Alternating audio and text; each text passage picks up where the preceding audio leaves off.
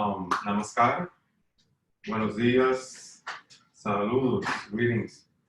So let's begin with our asana practice, our asana session. And as always, asana practice takes care, of course, of so many layers of who and what we are, but we usually identify it with the physical body, stretching our, let's say, muscles, connective tissue, in terms of connective tissue, what creates that cohesion in between, our bones, our whole musculoskeletal system, and of course, and therefore benefiting everything else that is the nervous system. I mean, everything, what is within this beautiful body of ours that communicates inside and outside so that we can have the best and clearest, most accurate and faithful interaction in this that we call the physical world, is still so that with asana practice, we can prepare ourselves for the next steps of, let's say, chanting the name of love, the Bhavanam Kevalam, right? And then, of course, meditation. So let's begin with our breaths. Right now, I mean, I woke up, my wife was doing, getting ready for her own things, myself as well. So I have not done my asana practice in the morning. So this is me right now with my body exactly as, it is after, waking up and doing the first things in the morning, right? So breath is very important. Let's connect to our breaths. We inhale and exhale through the nostrils. Let's begin by that. Every time we connect to the breath, it's not just this mechanical, it is connecting to the qualities of the breath, connecting to the mechanics of the breath, and also, let me use this expression, right? That psychosomatic aspect of the breath as well. How is it manifesting itself mechanically within my body, but also how is it affecting me mentally and emotionally, how it increases my levels of focus, how it also helps my heart, my circulation to ease itself, to relax itself. And I should use this expression or term, self-regulate, as I give it the input of the inhales, the exhales, with a count of maybe 1 to 5 on the long inhale through the nostrils, meaning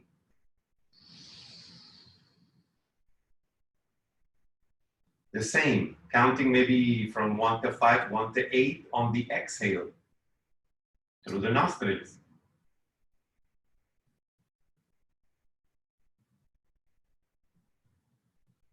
Can you go deeper than that count? Sure. Can you go longer from 1 to 10? Of course. So the idea is that you actually self-regulate through the breathing process, but also responding to what your body tells you on the spot that is capable of doing.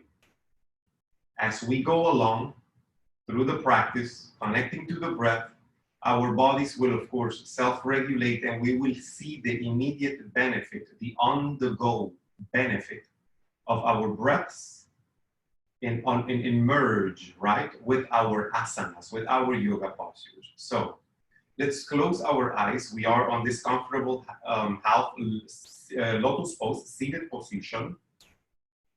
We close our eyes. I do have a towel folded maybe a few times. It's a small towel, but it is folded underneath my base sitting area. Because I do have my spinal issues, right? So I always need something, most of the time, that can help my pelvis be a little bit forwardly oriented, so that when the pelvis moves slightly forward, then the spine has the ability of being more upwardly oriented or lengthy, right, towards the roof, and can be facing up or facing down. We close our eyes, and this is where we connect with the breath. It's only going to take us a minute, all right? Let's say about 5 breaths. Inhaling through the nostrils.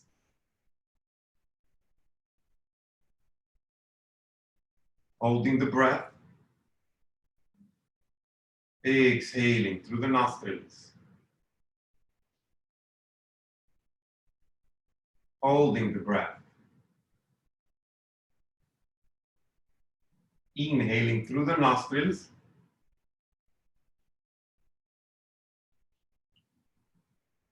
Holding the breath. Exhaling through the nostrils.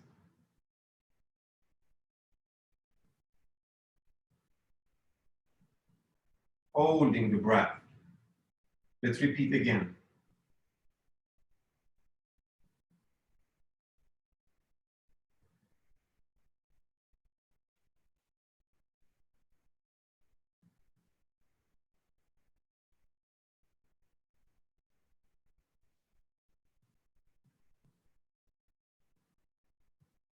Third breath.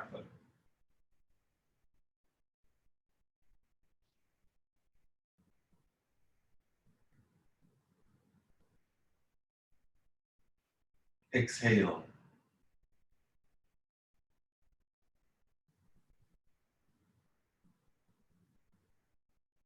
Hold the breath. Fourth breath.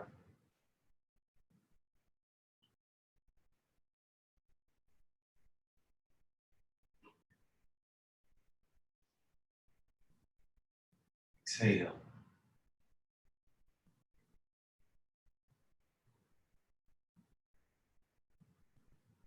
Hold the breath. Last breath. Inhale.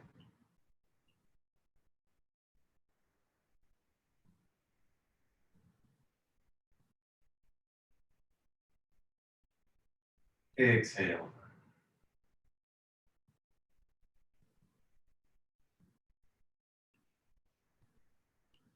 Good. Continue with this breath. And as you continue with the breath, after this simple beginning practice that we just did, connecting to the breath, I'd like you to feel how's your body feeling right now? Also, mentally, how do you feel? Are you feeling a little bit more centered, more here on the present moment, right? On the present mode? Connect to those little but tiny, mighty details, powerful details. All right, now we begin with the tip of the nose and a circular motion. Remember, throughout the yoga practice, as Baba recommended certain specifics within the practice, we would find that we can do yoga asanas, 8 repetitions on one side. Let's do this circular motion, opposite direction. We can do yoga asanas like 8 repetitions on one side, 8 repetitions on the other. Like there isn't a specific order, right? But for the sake of the time that we have available, we're going to probably hold the yoga asanas maybe from 3 to 5 breaths. You may hold the pause at the end of the inhales and exhales for a little bit shorter time. So that at least, we can get, like we say in America, we can get the gist of it. You know what I mean? We can get the intention of what the practice really is about. Now, we draw the circle with the chin to the shoulder, to the chest, the opposite shoulder to the side, and up, larger circles.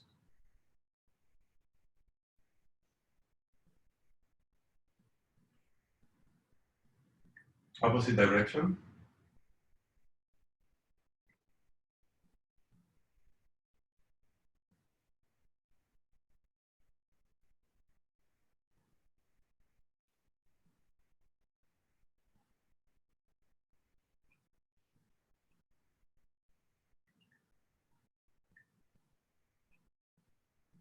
Good, now we come to center.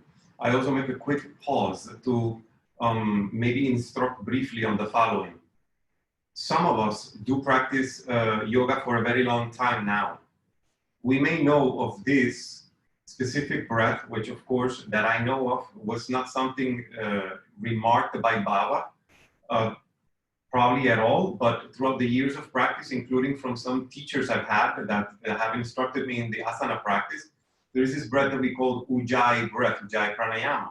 And all it takes is the same process, breathing through the nostrils, but with a gentle engagement on the throat area, glottis and epiglottis area, which means that you will hear this very characteristic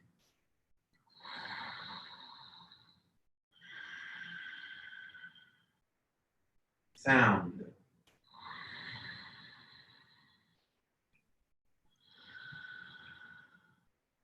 For some of us, that may need to further regulate our breathing process and therefore our body's vitals. That would be a very proficient breath to practice. If you know it, please feel free to apply it to this practice.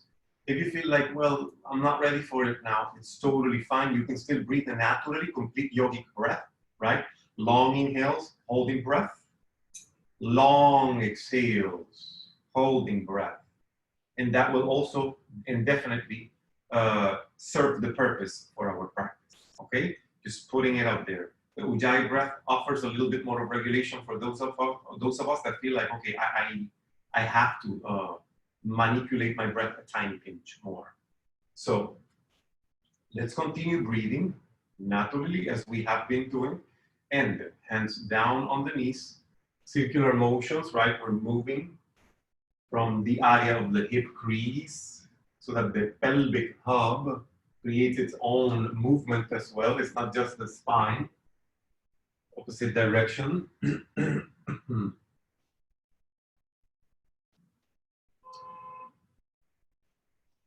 This is what we call in Thai body work or Thai massage the bamboo rock, right? And then side to side. The side to side motion may also be applied with I call it the kelp seaweed kind of motion, right? Under the sea, kelp seaweed under the sea, the long kelp seaweed. That's what the spine becomes right now. And then, of course, an extended yoga mudra, fingertips on the mat.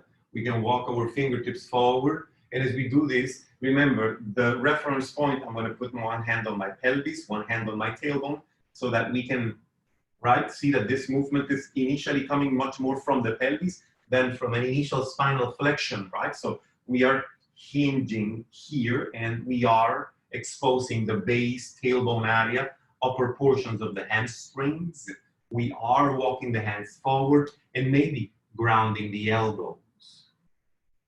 Throwing the shoulders away from the neck, shoulder width apart, both of my arms. In regards to alignment, my upper body in many yoga poses will enact that shoulder width, broadness and alignment, and my legs in many yoga poses, you will see that it will require, your body will require that your legs be aligned hip width apart in terms of realigning our bodies. I will explain furthermore on that as we go. Now, so this upper body of mine right now, it's very similar to the Sphinx pose that some of us may have practiced so many times. If your body says that within this extended yoga mudra, we can go deeper, it's just a matter of walking the hands forward and maybe relaxing the forehead on the mat. For some of us, an adaptation could be opening the elbows, placing the hands on top of each other, forehead on top of your hands.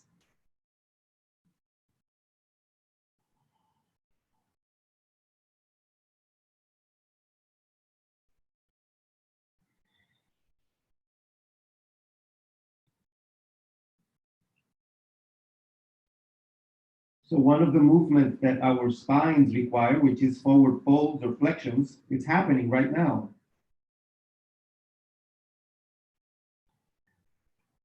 We look forward.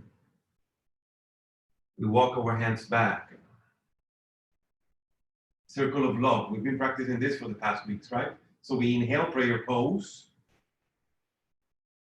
Exhale, interlace the fingers, project the palms forward. I shall not forget also to remind us all that a yoga practice without ideation, right? Without, let's say, bhavanam kevalam, meaning in this precise moment as I breathe and I hold this aspect, this stage of the circle of love, I am breathing into every part of my body. I am breathing into every part of what and who I am. This ideation of love is all there is. Love is here and now. Love in all things, right? Love is everywhere. And when I say everywhere, I mean every cell of my body, everything within me is in a state of love. Even when you don't feel like that, because you could be telling yourself right now, like, yeah, right? And it's okay, but at least make it part of your practice and you will see the benefits of it, all right? Reach out. That was an inhale. Exhale, open your arms to the sides, behind your tailbone. Interlace your fingers like that, behind your tailbone. Roll your shoulders back, open the chest, lengthy spine. Inhale, arms rise above the ground behind you. Hold the breath at the end of your inhale. Exhale, open. Reach forward. Prayer pose, inhale. Second repetition, exhale.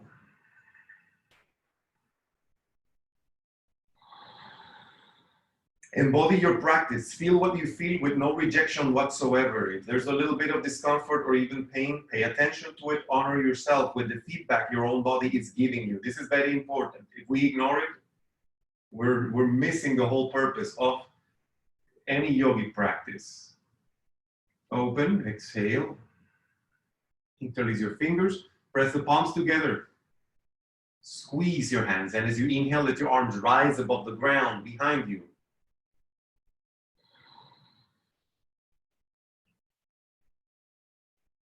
Exhale. Inhale again. Prayer pose. Exhale, extend.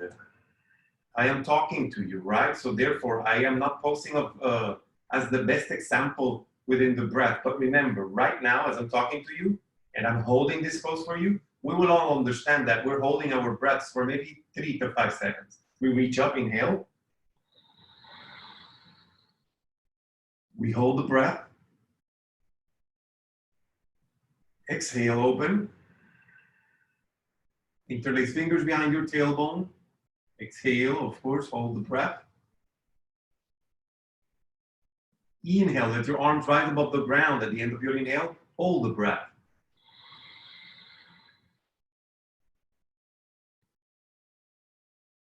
Exhale.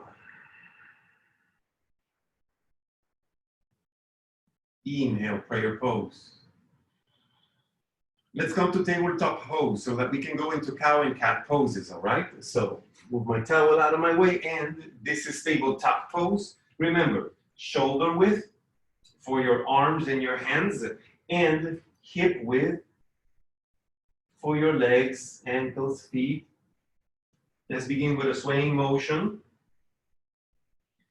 I'm always holding my tensions. I mean, I'm not really riding much bicycle lately, but I must say, right, a beautiful thing I discovered, and my wife and I discovered, was actually that we could, you know, in this so-called lockdown, we could actually go ride bicycle and have fun and just, you know, share time with each other, which was not happening because of the long hours of work during the day. Circular motion. But, you know, cycling for me and many other physical activities create an amount of tension on the area of the glutes, of the hips, of the tailbone, and my lower back. So this dynamic we're practicing right now works fabulous for this part of my body I just mentioned. And opposite direction again. Also, this is creating movement, right? Somewhat of a removing of the rust on the joints, on the shoulders, on the wrists. My knees are definitely getting a little bit of motion here. I am on top of a yoga mat. For those of you that feel that it's a little bit, you know, difficult for the knees, you may put a towel underneath your knees or anything that actually increases the softness of the grind that, you know, inherently happens when we do this movement. Now, from side to side again.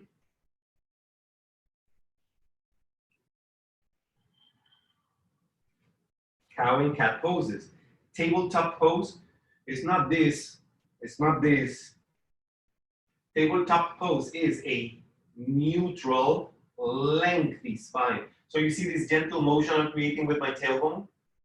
You see how my spine becomes lengthy now, instead of just this, which is totally collapsed on that lumbar, thoracic, lower thoracic connection. So what I do is simply, and this tiny tucking under of my tailbone that I created also helps me engage my base, my pelvic and abdominal areas, which in yoga practice we may speak sometimes about the bandhas, the locks. It somehow helps you feel like my core is engaging. It's easier for me to engage root lock, pelvic and abdominal locks, right? So once I have this tabletop pose, we inhale cow, And we exhale, cat. The tailbone begins the motion because as the tailbone begins pointing back and up, the rest of my spine, mechanically speaking, has to follow. Roll my shoulders a bit back, uplift my chest, and cow pose. Inhale, hold the breath. Now let's practice all together.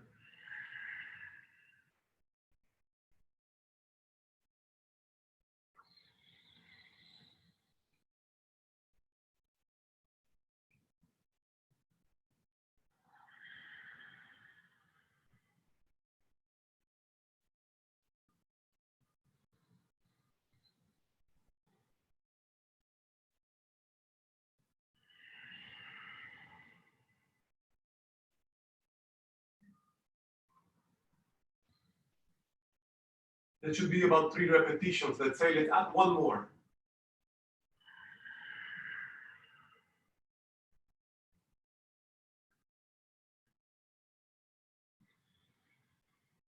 Here on our cow pose, we're gonna walk our hands a little pinch forward. Why? Because as I walk my hands like maybe a few inches forward and I curl my toes under, observe the mechanics of my transition from this cow pose into cat pose and then down dog.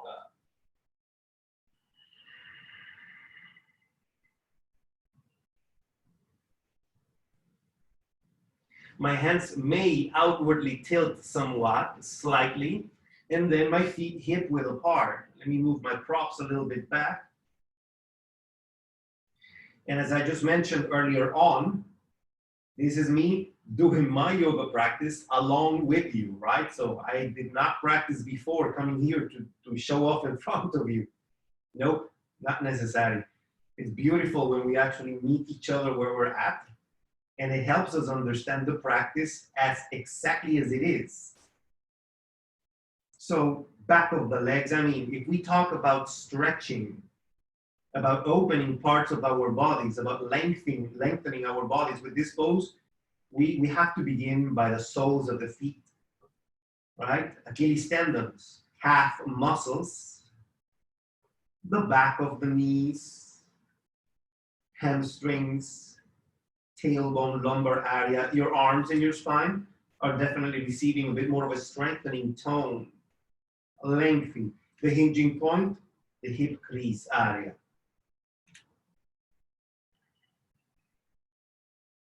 We bend the knees towards the rib cage and look what happens. Most accurately, we can land again with proper alignment on tabletop pose. Again, cow, inhale. Exhale, cat. Inhale, cow. Exhale, cat. Inhale, cow. Exhale, cat. One more. Exhale, cat. And down dog. Again, curl your toes under. Once we are on the downward facing dog, in which we of course use an exhale to enter this pose, we begin pedaling the heels, one heel up, one heel down. Is more of an isolated or individualized stretch for the legs, glutes, and the hips, meaning more the posterior aspect. And then we start walking the feet forward. I don't have the flexibility that it requires right now to keep my palms of the hands pressing down on the mat, but fingertips happening. I relax my arms, I relax my head. I am a rag doll right now. My hands on my elbows and I sway my spine from side to side.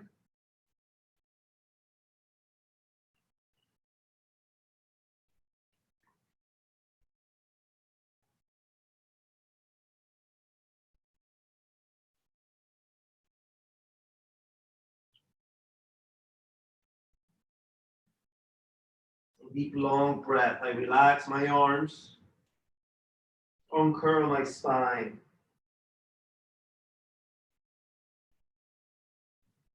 Open my arms and I reach up into extended mountain pose, right? One of the names I've known this pose for is Hasta Tadasana. Reach up, interlace your fingers, press the palms of the hands together, palm and index pressing and pointing, and then a little bit of a back bend here. So when we do back bend, we're not going to collapse down here on that lumbar thoracic area. We will move our chest, sternum bone, let's say, forward and up. So the lift happens from here,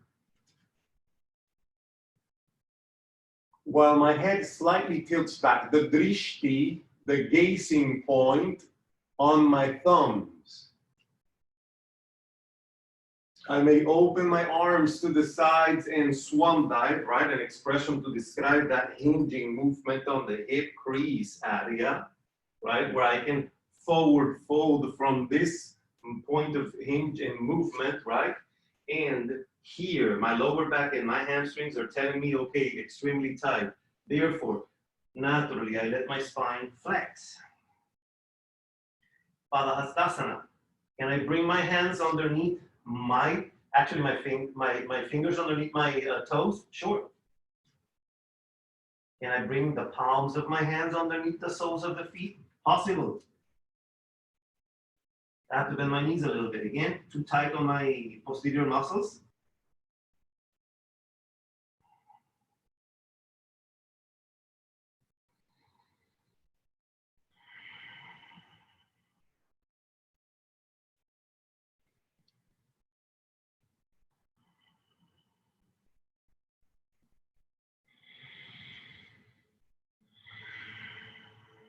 Three breaths, just that. Release the pose. Now, we take a deep, long breath, bring the feet together as in or within the principle of, and I am going to change my view so that you can see this, as within the principle of the mountain pose, big toes touching, a little space in between your heels. It doesn't necessarily have to be like that. It can, but I always recommend that for some of us that are super outwardly rotated, we can open a little bit of space in between the heels. Heels open, a little pinch more. Now my feet are totally parallel. And what happens here? At least my femoral bones are slightly more inwardly oriented, and alignment supports me. And I uncurl my spine. I reach up. I interlace my fingers and press the palms up. And now I'm going to go back to this view so that we can bend the knees, actually chair pose or lightning bolt pose. If I am not wrong, Utkatasana. Engage your base, pelvic, and abdominal bandhas, locks, core engagements, so that we can bend the knees and begin moving the knees forward, counterbalancing the proportions of our bodies. So as the knees move forward, my tailbone moves back. I engage base, pelvic, abdominal bandhas, right? Chair pose, simple. And if you wish to make it a lightning bolt pose, then here. And we can even angle ourselves slightly more forward on the spine, right? Ears on either side of the biceps. Then we release and we cocoon ourselves and hug our knees. And roll back and forward on the spine.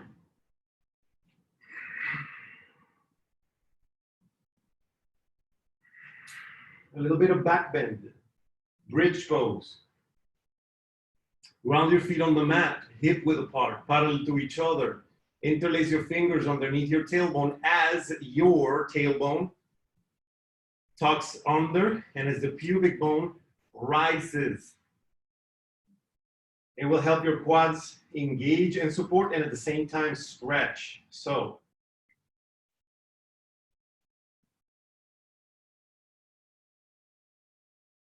important, your heels, they're not inwardly like that. Your heels open. If you can do this that I'm doing right now, hands on the inside, medial aspect of your ankles, of your feet, that would be fabulous. You interlace your fingers and then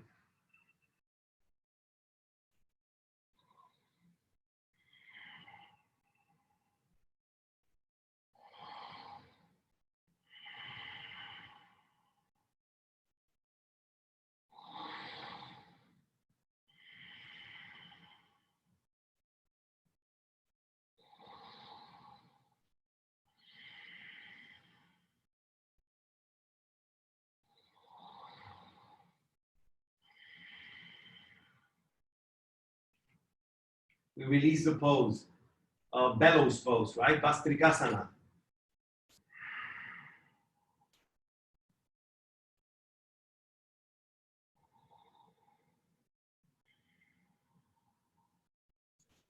Roll back and forward on the spine.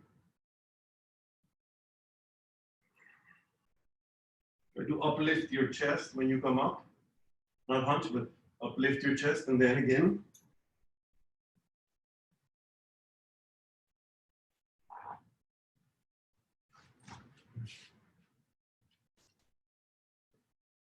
A seated forward fold, right? If I am not wrong, Paschimottanasana is the name of this pose. So you spread the base somewhat. Dandasana, seated staff pose. Fingers could be pointing forward, rolling the shoulders back. A lengthening and uplifting the spine. Let's say is not perfect looking, whatever perfect means, right? But at least it offers a beautiful view of what this pose kind of should be. My hands are maybe a little bit further back than the hips, but if I do this right now and I straighten up my arms, you see my shoulders gluing up to my neck, so I have to do this readjustment because of the length of my arms, but good. And my flexibility on my wrists allows this. Engage my core, bandhas, and of course, hinging point of the hip crease, hip flexors. Now that's a fabulous stretch for me. That's like, bam, strong enough.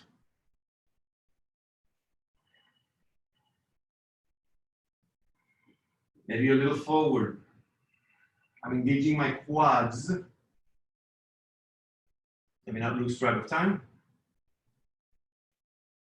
And relax your head.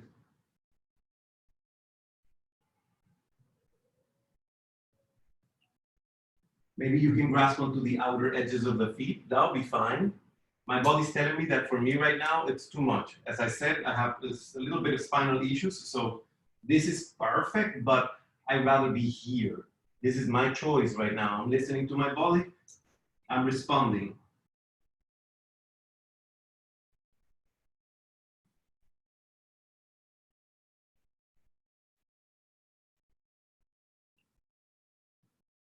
Release.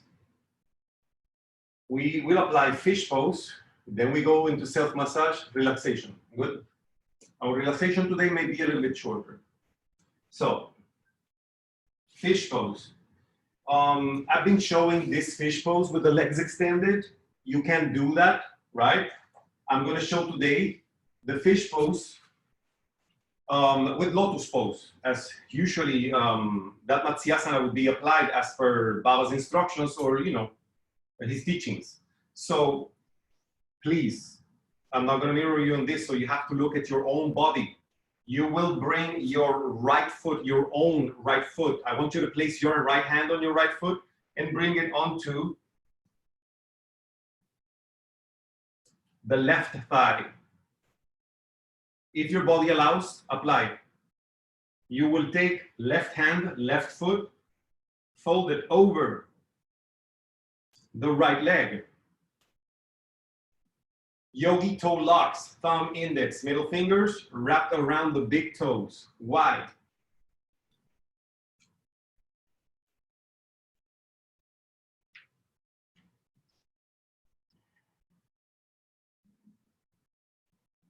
I'll grasp onto my big toes, elbows connected to the mat. Maybe this will happen first, it's totally fine. But if you bring the knees down and then you press the elbows and arch your spine, the crown of the head most likely will be grounded on the mat. The crown of the head, not the back of the head, the crown of the head. Then easier for me to relax my knees down towards the lower end of the yoga mat.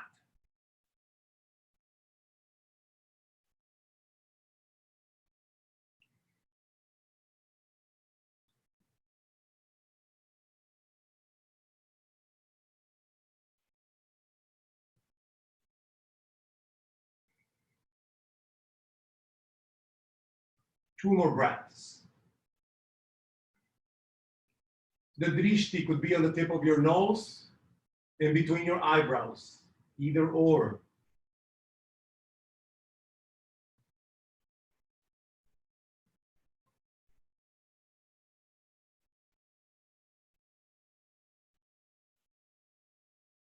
Or I would say most accurately, right on in between the eyebrows.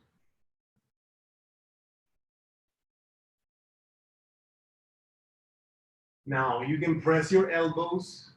Maybe your knees will move up. Lift your head. Real lengthen the spine. Keep your legs maybe crossed for a second here. And try to, if possible, interlace fingers, hug your knees to the chest, right? This is a little add-on that may help stretch the lumbar area, lumbar sacral connection a little bit more. Easily release.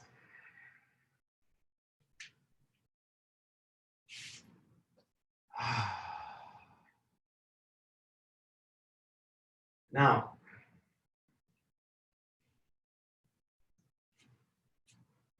brief self-massage and brief relaxation. So let's begin with our head, all right? Fingertips, tapping a little bit.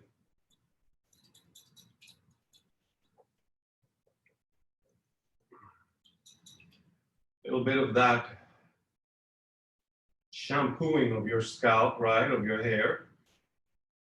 This feels so good. I am telling you, I don't know about you, but I know the world needs this head massage. Like right now. Now, of course, you will take a little bit of sweat, right? On your forehead, upwardly, on your eyebrows, right? You can even do this with your index and thumb and squeeze the eyebrows a little bit, right? With your index, you can do, actually, index, middle fingers. You can do this on your eyes. Use whatever, you know, maybe the top surface of your fingers. Continue. Observe what I'm doing and simply emulate, all right? With your fingertips, you can go on the back of the jaw, down the cheeks, right? The chin. I have a beard, but again, I can use my thumbs and do this from the chin throughout the edges, right? A lot of like lymph nodes, glands along this whole jaw line. The neck.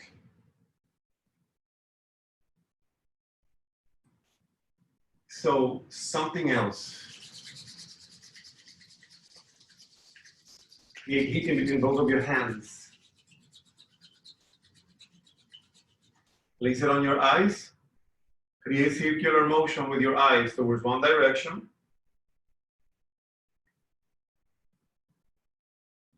Opposite direction. Circular motion with your eyes, opposite direction.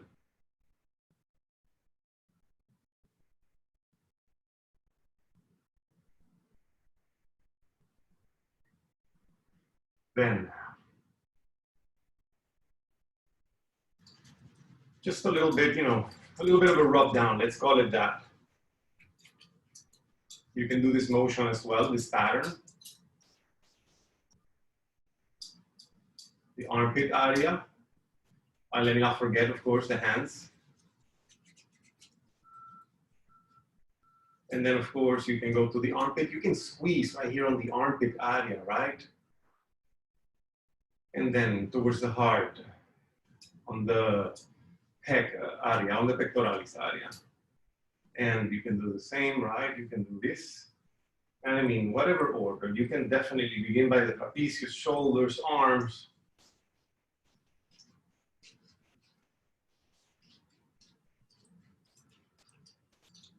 I took shower before beginning this session, and I always lather myself in coconut oil, of course, as we do practice, most of us, and essential oil. So I am sweaty and oily right now. Massage your hands. Armpit.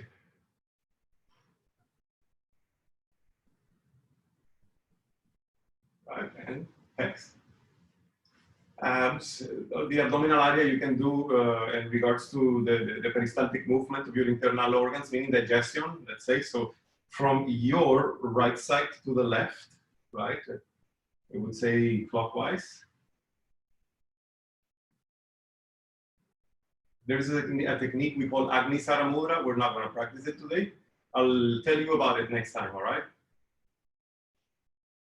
And with your fists on the kidney area, you can even tap a little bit.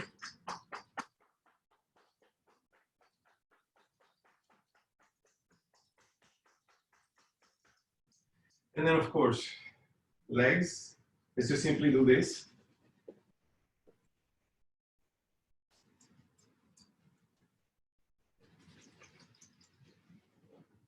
Remember, on the knees, we just do circular motion, and then on the legs. On the feet, we can actually, rub down a little bit, massage a little bit, and then we can always use the knuckles, the thumbs to massage our feet, and then at the end, we can just simply, let's go to the other leg.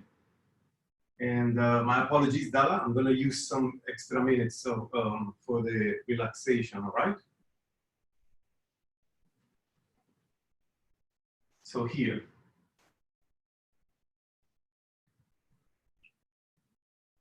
Remember, when you're doing this on your own, right? Because I encourage you to create your own personal practice. Take your time, take your time. If you have half an hour, make proper use of the half an hour, okay? It's super beneficial. If you have 45 minutes, an hour, if you have an hour and a half, even better.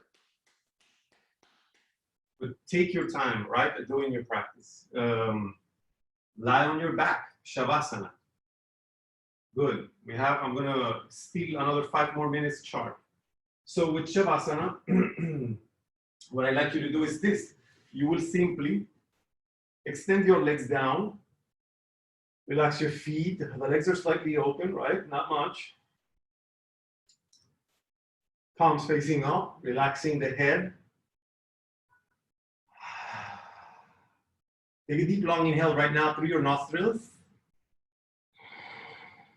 And through your mouth with this sound. Twice more.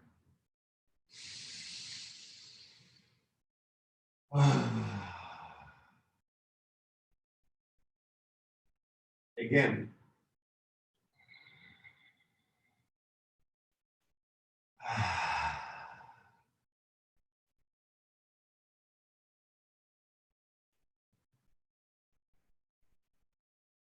I'd like you to remain on this corpse pose, on this Shavasana, relaxation pose.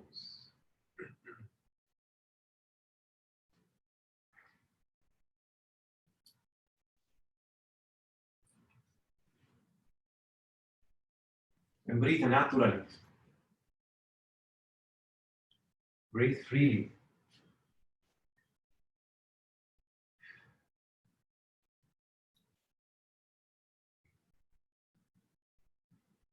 Connect to every part of your body, a progressive breath that moves from the feet through the legs, through your pelvis, through your abdominal area, the trunk of your body, abdomen, diaphragm, rib cage, the whole spine, the sternum, bone, collarbones, all of your internal organs, your shoulders, neck, base of the skull, the jaw, your throat, then into the roof of your mouth, right to your temples, your third eye area, crown, scalp muscles, everything. It's present. Awareness is right now of all of these aspects. that comprise the wholeness of who and what we are, and that we're getting to know as we go along, step by step in life. Your exhale, equally, awareness from the crown of the head down to the shoulders, the neck, the heart, I mean all of your internal organs, all of your body parts, presence, awareness of what is, and for some of us, awareness of what is not. There's beautiful extents of emptiness.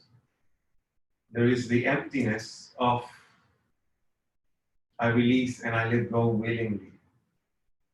I no longer have the crazy desire, the crazy, urgent, obsessive desire to engross myself within the worldly and physical, matters. Still, I don't deny them, I don't ignore them. I am part of all of this. That's it.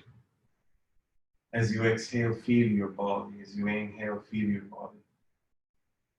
The exhale, a great moment for releasing and letting go.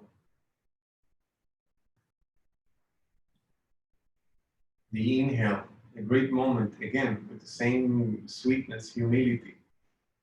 The moment to take in this beautiful life force, enjoy it, and of course, on the exhale,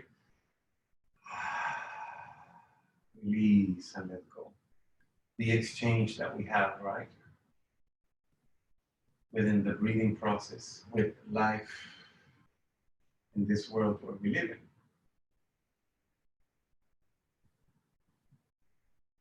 In this simple process, within this simple exchange that we have with life. Bhavanam Kevalam. Bhavanam Kevalam. Bhavanam Kevalam.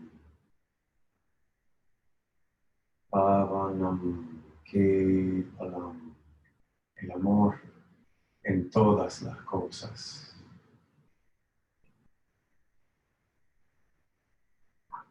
Love is all there is. Love in all things.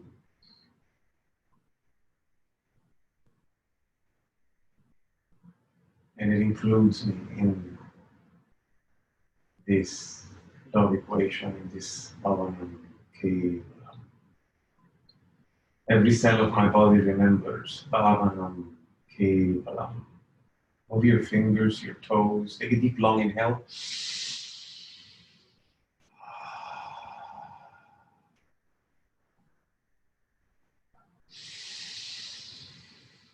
Stretch your arms, your legs.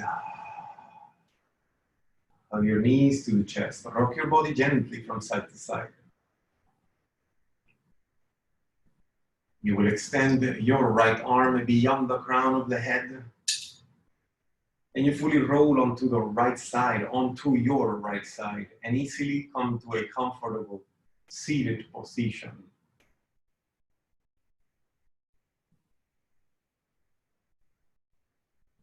Once we are in the seated position, we close our eyes, we place our hands on our hearts, we touch, we feel, we embody the love that we are with each breath. And awareness of this present moment. Again, all that is from this beautiful standpoint of just being a witness. And still, we say, thank you, thank you, thank you. We feel the love within and without, inside and outside, and we say, thank you, thank you, thank you. There's no doubt that we all are one, and as one, inherently part of this love, right? This Bhavanam Kevalam. And for this, of course, we reiterate on this, we reconfirm this. Thank you, thank you, thank you. Always. Palms together as in prayer pose. We offer each other lovely, very powerful namaskar, salutations, saludos. Un placer. It's always my pleasure to be here with you guys. And now, Dharma Chakra.